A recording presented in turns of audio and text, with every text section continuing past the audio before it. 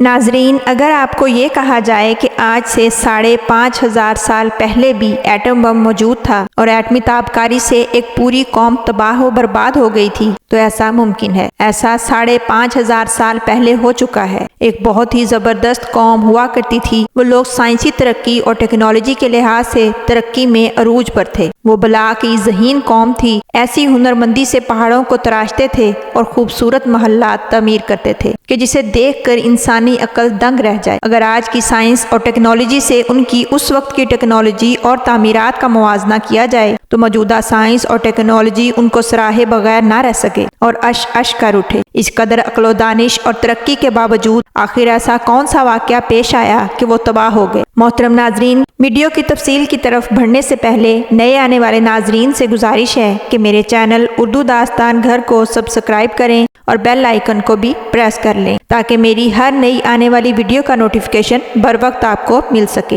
ناظرین، آخر ایسا کیا ہوا کہ سپر پاور کہلانے والی تہذیب تباہ و برباد ہو گئی، اور وہ بھی ایٹمی تابکاری کی وجہ سے؟ اپنے جینیس ہونے کی وجہ سے یہ قوم اس وقت کی سپر پاور کہلاتی تھی۔ اسی ترقی اور کامیابی کی وجہ سے وہ لوگ سرکش ہو گئے اور خدائے وحدہ لا شریک کے منکر بھی ہو گئے۔ جب اللہ کے نبی ان کو ہدایت کی دعوت دیتے اور دین کی باتیں بتاتے تو وہ لوگ ان کا مذاق اڑاتے تھے، اللہ کے نبی کو اذیتیں دیتے اور تشدد کر کے اپنی بستیوں سے نکال دیتے تھے۔ یہ قوم جہاں آباد تھی وہ خطہ نہایت ہی سرسبز و شاداب تھا، لیکن جب اللہ بزرگ و برتر نے ان پر عذاب بھیجنے کا فیصلہ کیا تو اللہ پاک نے وہاں بارشوں کا سلسلہ روک دیا، لیکن وہ لوگ اسی طرح اپنی سرکشی پر ڈٹے رہے اور نتیجتاً وہاں قحط سالی شروع ہو گئی۔ پھر ایک روز نہایت ہی عجیب و غریب واقعہ رونما ہوا۔ ان لوگوں نے ایک بادل کو جو کہ دھوئیں کی مانند تھا اس کو آسمان پر دیکھا جو کہ تیزی سے ان کی طرف بڑھ رہا تھا۔ اس بادل کو دیکھ کر یہ لوگ خوشی سے جھومنے لگے کہ شاید اب ان کی قحط سالی دور ہونے والی ہے اور یہ بادل برسنے سے یہ خطہ ایک دفعہ پھر سرسبز و شاداب ہو جائے گا۔ لیکن ناظرین، یہ بادل تو قہر برسانے والا تھا۔ اس بادل نے ان کے مضبوط محلات اور مکانات کے علاوہ ہر چیز کو تباہ و برباد کر دیا تھا۔ ناظرین محترم، قرآن پاک میں اس واقعہ کا ذکر کچھ اس طرح سے کیا گیا ہے: اور پھر جب انہوں نے اسے دیکھا کہ وہ ایک ابر ہے جو ان کے میدانوں کی طرف بڑھتا چلا آ رہا ہے، کہنے لگے کہ یہ تو ابر ہے جو ہم پر برسے گا، بلکہ یہ وہی ہے جسے تم جلدی چاہتے تھے، یعنی آندھی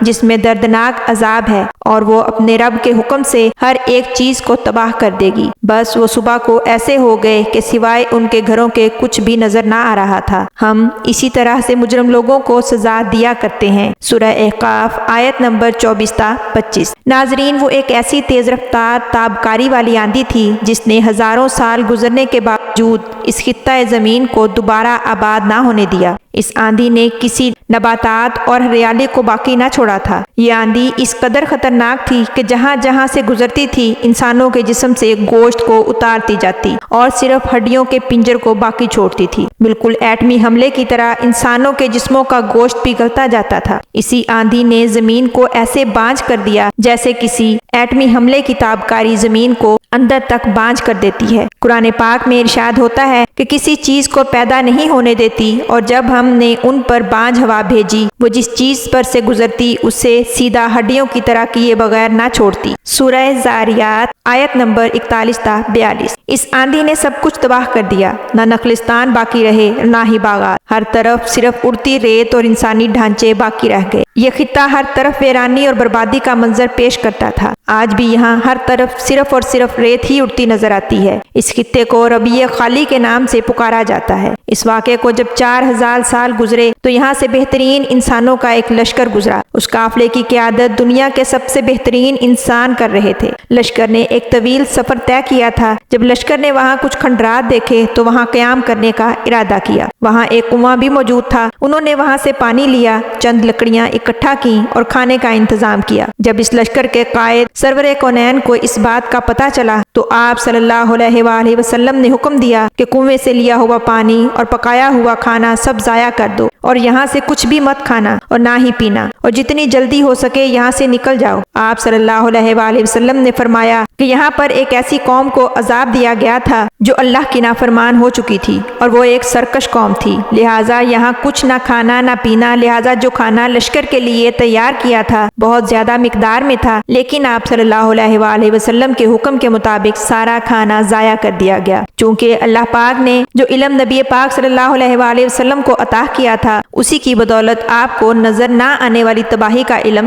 ہو چکا تھا۔ محترم ناظرین، قرآن پاک میں اس تباہ کنندگی کے لیے صریح العقیم کا لفظ استعمال کیا گیا ہے۔ ریح کا مطلب ہوا ہے اور عقیم کا مطلب بانجھ، مرد، عورت یا پھر زمین ہے۔ علماء کرام عرصہ دراز تک اس لفظ بانجھ کا مطلب تلاش کرتے رہے، مگر ایسی بانجھ ہوا کے متعلق نہ جان سکے جو اتنی خطرناک تھی کہ ہڈیوں سے گوشت کو اڑا کر ہڈیوں کو بسیدہ کر دے، اور زمین کو ایسا بانجھ کر دے کہ ہزاروں سال گزارنے کے باوجود بھی وہ اناج نہ اگا سکے۔ ناظرین، موجودہ دور میں سائنسی ترقی اور ایٹمی توانائی اور تجربوں کے مطابق دماغ اس طرف جاتا ہے کہ یقیناً وہ ایک ایٹمی تابکاری والی ہوا تھی۔ ناظرین، یہ قوم حضرت ہود علیہ السلام کی قوم تھی جو کہ قوم عاد کہلاتی تھی، جن پر یہ دردناک عذاب اترا تھا۔ اسی طرح سے اس کے بعد حضرت سمود علیہ السلام کی قوم جو کہ قوم سمود تھی، اس پر بھی عذاب نازل ہوا تھا، جو کہ ایک تیز چنگھاڑ کی صورت میں آیا تھا۔ ان دونوں کے بارے میں محققین کی رائے ہے کہ ایٹمی تابکاری جیسے اثرات رکھنے والے عذاب